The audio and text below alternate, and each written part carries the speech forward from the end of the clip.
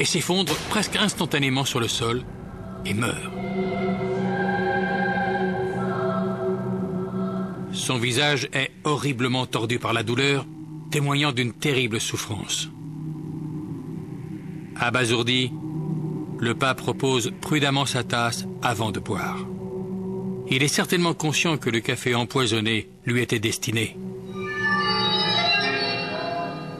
Cependant, le médecin officiel annoncera hâtivement que l'archevêque est décédé de ce qui semble être la cause de mortalité standard au Vatican, un infarctus foudroyant. Tous les faits qui entourent la mort mystérieuse de l'archevêque russe, Nicodime, font penser à une tentative d'assassinat avec dissimulation des preuves. Le corps de la victime est embaumé à la hâte, sans examen médical préalable. Après l'embaumement, il est impossible de pratiquer une autopsie pour déterminer les causes de la mort, surtout s'il s'agit d'un empoisonnement. Qui plus est, le café qu'a bu l'archevêque n'a jamais fait l'objet d'une analyse et aucune expertise médico-légale n'a été pratiquée. Bien qu'aucune preuve n'ait été révélée, nombreux sont ceux pour qui il apparaît clairement que le pape a échappé de justesse à un meurtre seulement 10 jours après son investiture. Effrayé par cette expérience insolite, Jean-Paul Ier convoque ses 4 cardinaux pour une réunion secrète. Les 5 hommes se rencontrent le 28 septembre 1978. Aucune autre personne n'est présente dans la pièce. À ce jour, on ignore encore précisément ce qui s'est dit. Mais à l'issue de la réunion, le pape passe à l'action et destitue le cardinal Villot de son poste de secrétaire d'État. Le cardinal Villot, dont l'adjoint avait été victime d'un chantage par l'intermédiaire des films du KGB en 1972.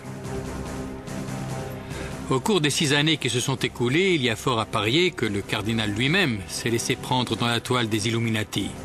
Sa révocation signifie que le pape a découvert au moins une partie du secret obscur.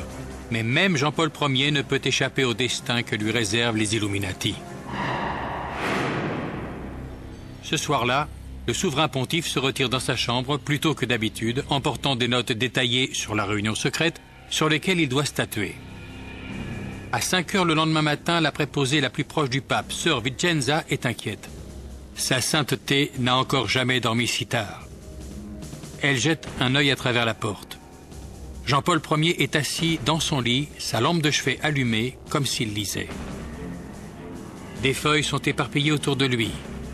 Mais, à la stupéfaction de la sœur, son visage a la même expression figée que celui de Nicodime, l'archevêque russe assassiné quelques jours auparavant. Jean-Paul Ier est mort. Son règne aura duré moins de 5 semaines. Fort de plus de 2 siècles d'expérience dans l'art de perfectionner leurs méthodes secrètes, les Illuminati font disparaître les moindres preuves. Malgré sa destitution par le pape quelques heures auparavant, le cardinal Villot reprend ses fonctions. En tant que plus haut dignitaire de l'Église, il assure désormais l'intérim de la papauté. Il commence par s'enfermer dans la chambre du pontife pour rassembler les médicaments sur la table de nuit, ainsi que la plupart des documents éparpillés sur le lit, parmi lesquels figurent les minutes de la réunion secrète. Il s'empare également des bonbons que le pape aimait déguster en lisant, mais aussi de ses lunettes et même de ses chaussons. Tous ces éléments disparaîtront à jamais. Puis le cardinal Villot envoie sœur Vicenza dans un couvent, après lui avoir formellement interdit de dire à quiconque qu'elle avait découvert le pontife mort, ou de raconter ce qu'elle avait vu. À 6h10, il convoque les embaumeurs. Mais ce qui est encore plus étrange, c'est qu'ils arrivent presque immédiatement sur les lieux. Compte tenu de la distance qu'ils avaient à parcourir, il a été estimé qu'ils ont dû être contactés à 4h45.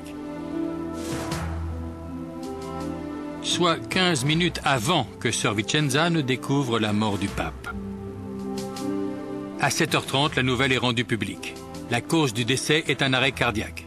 La déclaration indique que le secrétaire du pape, Monseigneur Mag, a découvert le corps.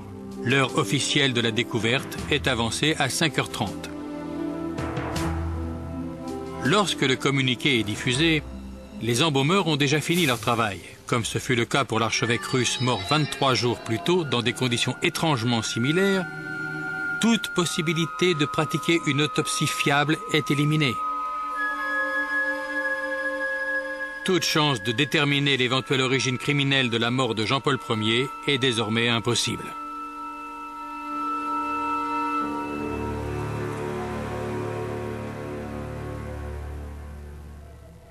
Dix jours après les funérailles de Jean-Paul Ier, le cardinal Villot rassemble le conclave pour élire un successeur. Le corps électoral officiel se retire dans la chapelle Sixtine. Il est composé de 111 cardinaux, lesquels doivent invoquer le pouvoir du Saint-Esprit afin qu'il guide leur choix. Mais dans les faits, les principaux candidats à la papauté ne sont pas élus derrière les portes closes du conclave. Cette décision se prend dans les restaurants chics de Rome où les cardinaux les plus puissants se retrouvent pour le déjeuner et le souper. Le dimanche 15 octobre 1978, lorsque les cardinaux pénètrent enfin dans la chapelle Sixtine pour la réunion à huis clos, la scène devient le théâtre d'une manipulation politique à tous les échelons. De promesses murmurées entre cardinaux en débat houleux, la tension grimpe à chaque tour de scrutin. Après le 8e vote, une fumée blanche s'échappe du Vatican, signifiant qu'un nouveau pape a été élu. Mais ces volutes blanchâtres annoncent également un sérieux revers pour le KGB et les Illuminati. Le nouveau pape est un Polonais et un anticommuniste acharné, Jean-Paul II. Mais les Illuminati n'acceptent pas facilement la défaite. Le 13 mai 1981, Mehmet Ali Aksa, un homme recherché pour meurtre en Turquie, attend l'arrivée du pape au milieu de la foule massée devant la basilique Saint-Pierre. Selon le propre récit de Mehmet Ali, Jean-Paul II est sorti du Vatican dans une Jeep blanche vers 17 h. Lorsqu'il passe à sa hauteur, le Turc brandit son pistolet et tire à 3 reprises avant d'être maîtrisé par la foule.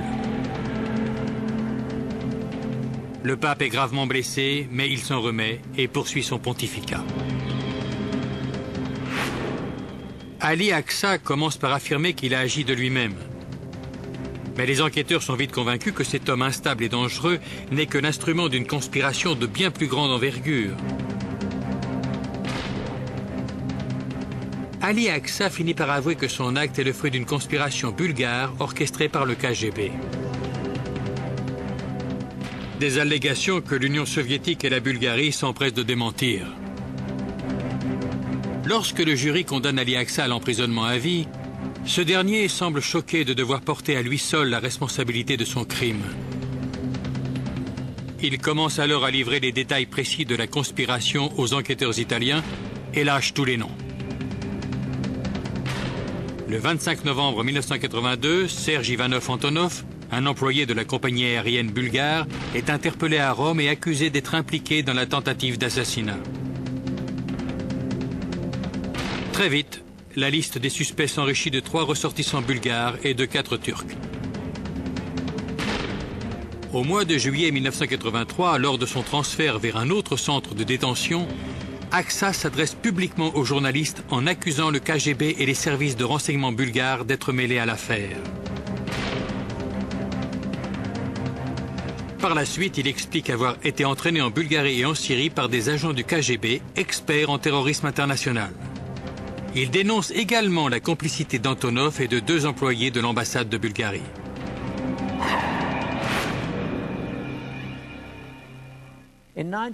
En 1984, le juge italien Lario Martella est convaincu que le KGB et les services de renseignement bulgares sont impliqués dans la tentative d'assassinat du pape Jean-Paul II.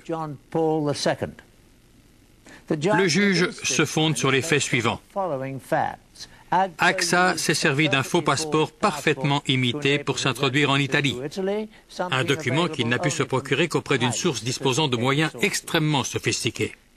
Il disposait également de moyens financiers suffisants pour effectuer de longs séjours en Bulgarie, en Suisse et dans plusieurs autres pays européens.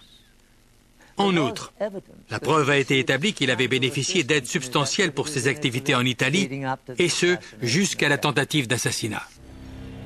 Au printemps, lors du procès des 8 hommes accusés d'avoir participé à un complot visant à l'assassinat du pape Jean-Paul II, les faits commencent à émerger à la surface. Au cours des débats, plusieurs accusés turcs déclarent avoir aidé Aksa lors de ses déplacements entre la Turquie, la Bulgarie et l'Italie. Un autre avoue, au cours du procès, avoir versé de l'argent à Aksa pour le compte des Bulgares. Un dernier admet lui avoir procuré l'arme du crime dans un restaurant milanais.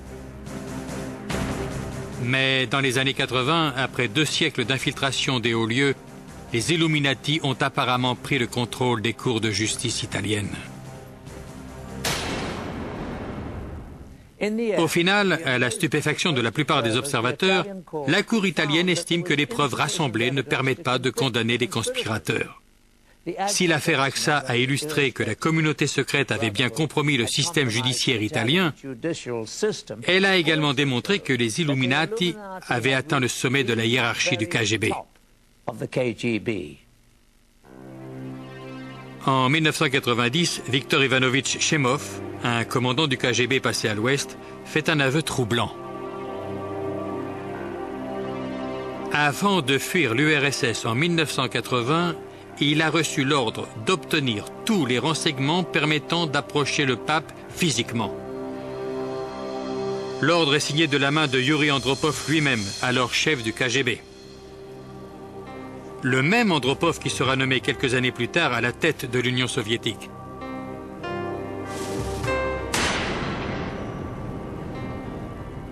Afin de parachever l'ultime phase de leur plan de domination du monde, les Illuminati doivent fomenter des coups d'État pour s'emparer du pouvoir et créer un gouvernement planétaire sous leur contrôle. Pour y parvenir, ils comptent sur l'énorme surplus d'armes de destruction massive entassées par l'URSS afin de menacer le monde. Bien qu'étant le service de renseignement le plus connu, le KGB n'est pas la seule entité d'espionnage de l'ex-URSS. Tout aussi imposant mais encore plus confidentiel, le GRU s'occupe des renseignements militaires, une organisation que la communauté secrète s'est donné beaucoup de mal à infiltrer.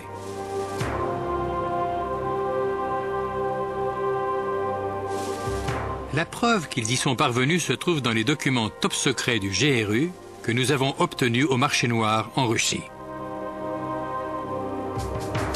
Ces documents contiennent les ordres d'un agent dont l'activité de journaliste à Washington sert de couverture. Une fois de plus, la signature des Illuminati apparaît sous la forme d'un point de ponctuation qui, une fois agrandi, représente la pyramide coiffée de l'œil.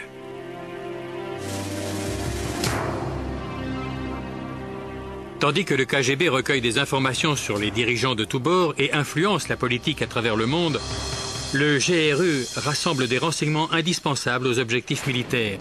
Certaines de ces activités concernent différents conflits en cours, en Afghanistan par exemple. Mais la mission principale du GRU est d'anticiper les guerres futures contre d'autres pays, en particulier les États-Unis. C'est à travers ce service de renseignement que sont réparties les armes de destruction dont ont besoin les Illuminati pour parachever leurs plans obscurs.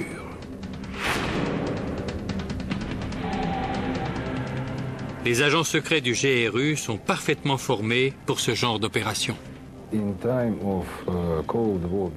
À l'époque de la guerre froide, tout au long de la durée de notre service militaire en ex-Union soviétique, nous suivions une préparation en vue du futur conflit contre les États-Unis. En plus de la formation militaire, les agents du GRU subissent 3 années d'entraînement intensif.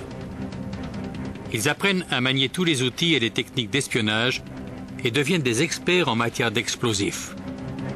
Une fois opérationnels, les agents du GRU sont affectés à des missions dans des pays étrangers. Certains bénéficient de couverture diplomatique et travaillent dans les ambassades. D'autres opèrent comme journalistes, comme en témoignent les documents secrets que nous nous sommes procurés, qui portent les insignes des Illuminati.